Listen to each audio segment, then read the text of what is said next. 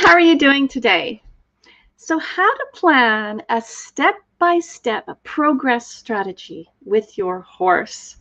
So whether you're someone who likes to make goals and New Year's resolutions, or whether you're more like I am and I'm kind of like a surrender person, I don't enjoy doing that too much, although I do it a little. And I do it more since I have figured out and got together a process for evolving with your horse a step-by-step plan. All right, so today I'm going to share with you how I turn my vision into a plan and how you can then turn your vision with your horse into a plan.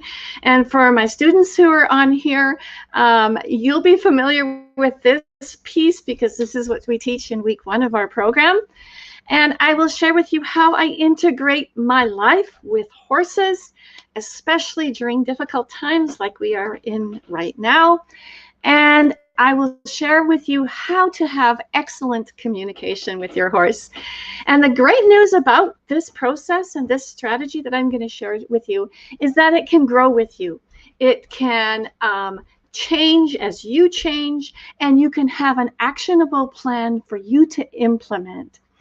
So hi, my name is Chris Adderson, and thanks so much for joining me here. I'm the founder of forthehorse.com, and if you're coming on live, let me know where you're coming from.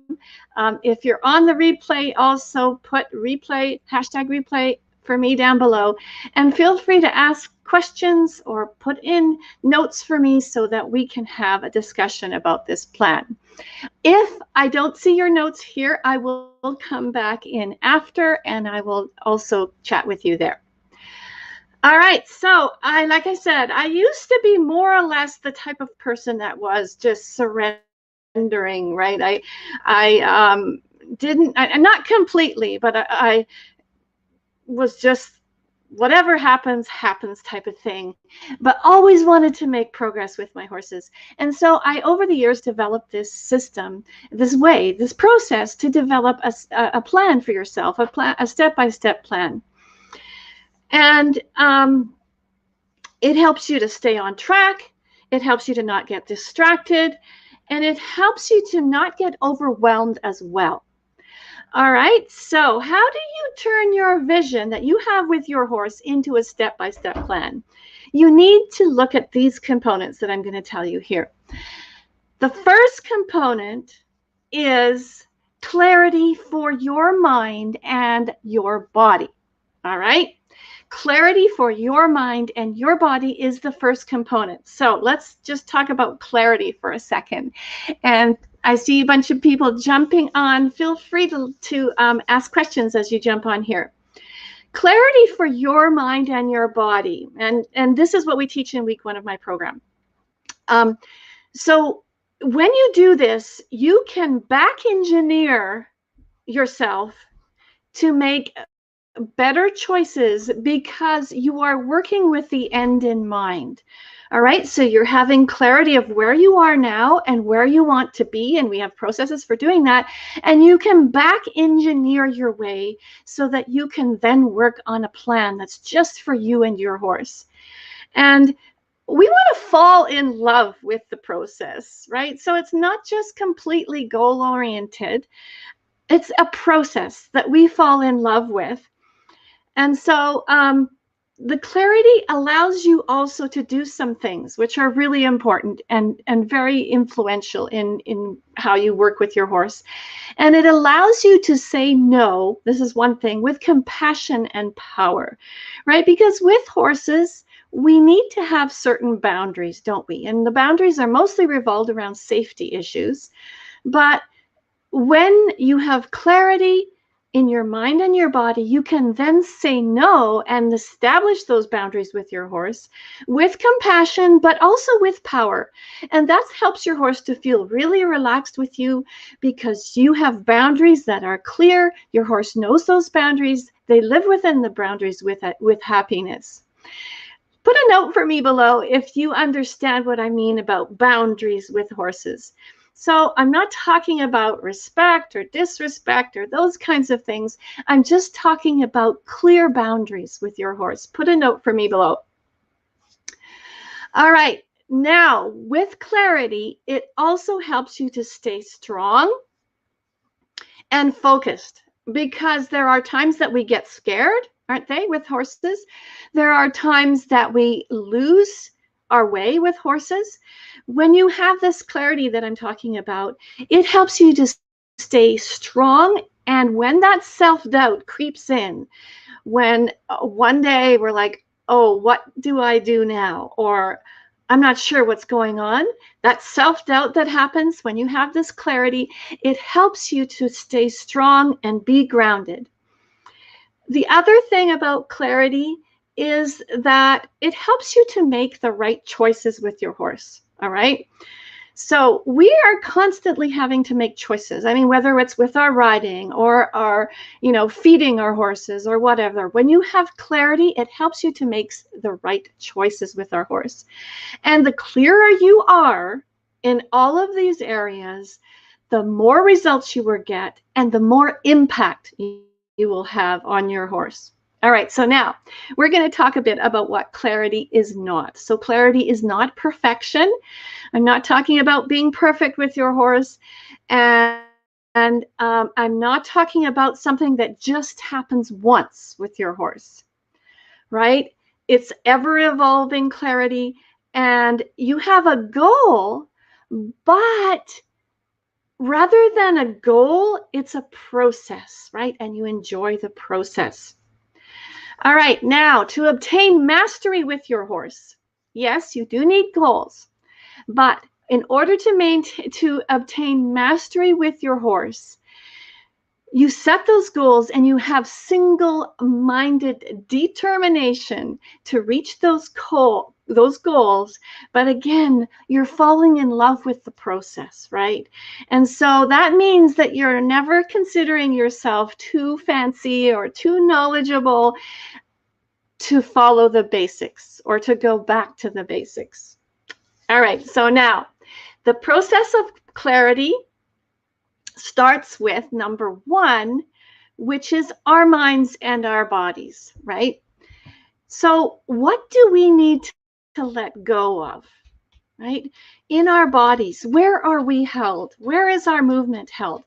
As we stand perhaps in a rest position, what do we need to let go of? As we move with our horses in hand, what do we need to let go of? Where do we need to have more cohesion perhaps as we ride?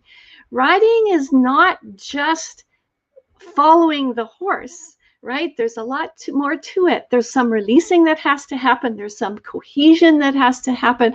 There's connection that needs to happen. So these are all questions that help us to get clarity in our minds and our bodies. And how am I going to get there?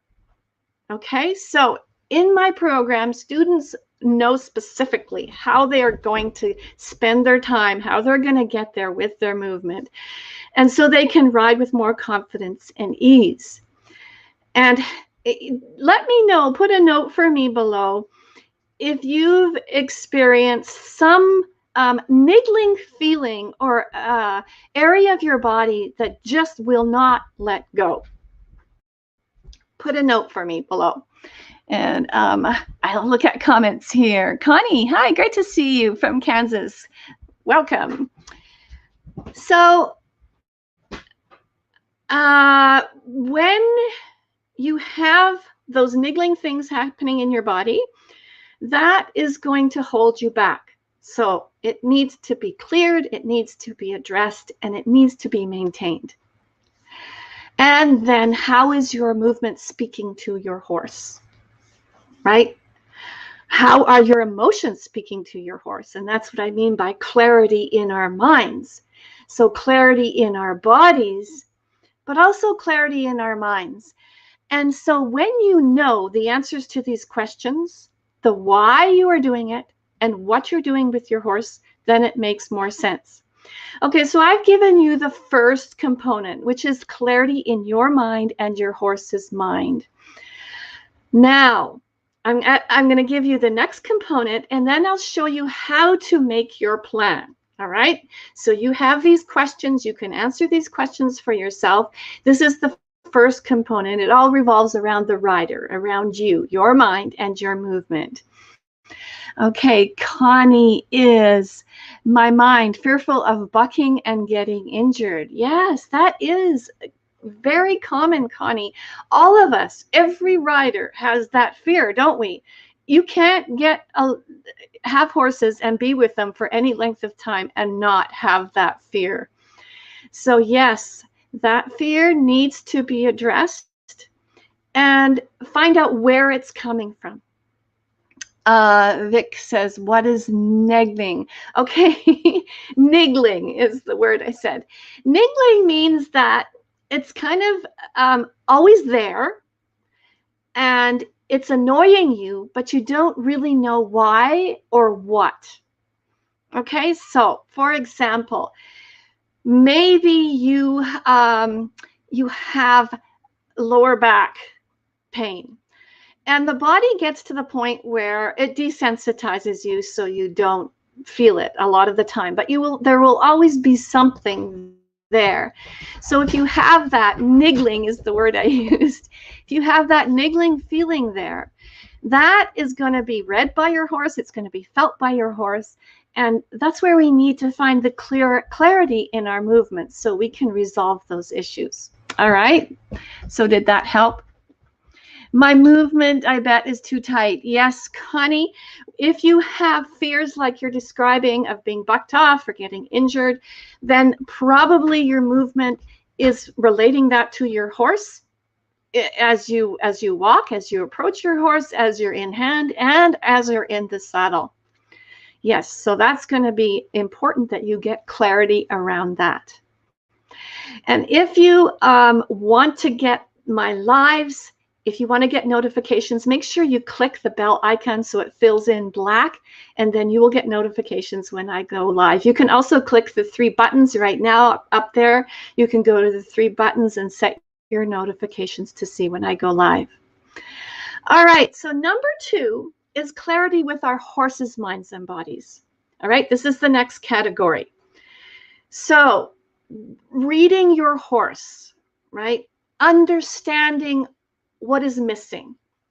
What blockages does your horse have? So just like we have physical nigglings or blockages, our horses will also have those. What does your horse have? What are some specific blockages that your horse has? What do you think is going to make your horse more comfortable in his or her body? These are questions that I want you to think about, because this will be how you set up your plan. And now, around our horse's mind, how do I create curiosity in my horse? We all know that curiosity is a core emotion with horses. They're naturally curious, aren't they? They're goofy and they're curious beings, right? If we can help them to be curious around us, that will help them with their minds, with their emotions, what's going inside in their minds and their emotions. Connie says, so I have my old bull that is perfect. He's a young filly, has bucked me up, and I think I will never be comfortable. Okay, yeah, that's unfortunate with your young horse, Connie. Yeah, you're going to have to address that fear. It sounds like it's a deep-seated fear within you, and so you need to address that. We have a process of doing that in my program that we do that helps riders to recognize that and to really go subconsciously into the fear and where it's coming from and how to resolve it and how to then progress from there. Okay, so now back to the horse's clarity in the horse's mind and their bodies. So how do we find out what our horse is thinking, right? One way is to find out what are their buttons that get pushed, okay? So what I mean by that is, for you, right? If someone says something or does something that you really get annoyed by, or it makes you go very emotional, that's a button that gets pushed in you, right? Like, I don't know, if your husband or your partner or whoever you're living with perhaps leaves a mess in the kitchen. I mean, that's just an example. That may push your button. Horses have the same. They have a situation that pushes their button, that causes them to become emotional. It causes them to go over onto the other side of being emotional. So when we make our step-by-step plan, we need to consider, what are those buttons in our horses? We need to identify them. We need to label them. We need to find out exactly what they are, so that then we can accept them, live with them, work on healing them or changing them slightly, and then maintaining that. All right. So when we work in this realm of the buttons, I call it,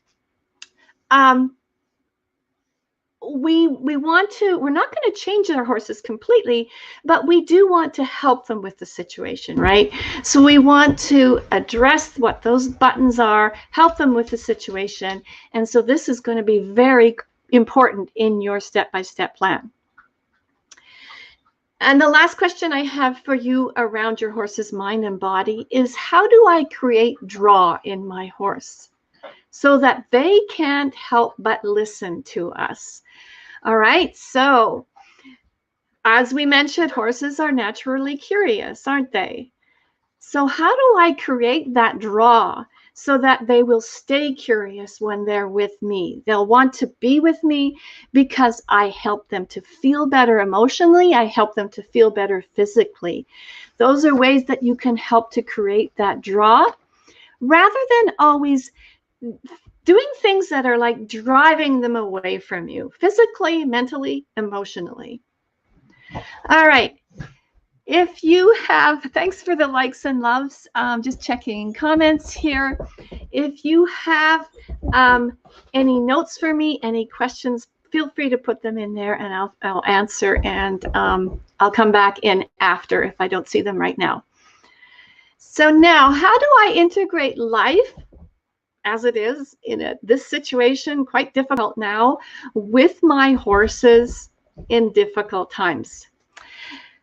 Yeah, the number one thing that I do is that I make choices. I don't make decisions, I make choices. Okay, so what does that mean? Decisions are dead end, right? The word decide, if you take the two, if you split it apart, the root word decide means to set apart, and side, like genocide, fungicide, herbicide, pesticide, whatever, means to kill. So when you make a decision, you are allowing circumstance to dictate to you what you do, and therefore your outcomes. All right? Then your outcomes will not be achieved, and you will become a victim to your circumstances. I will give you an example. All right, so right here now where I live, there's a lot of snow on the ground, and it's quite deep. So that's the circumstance.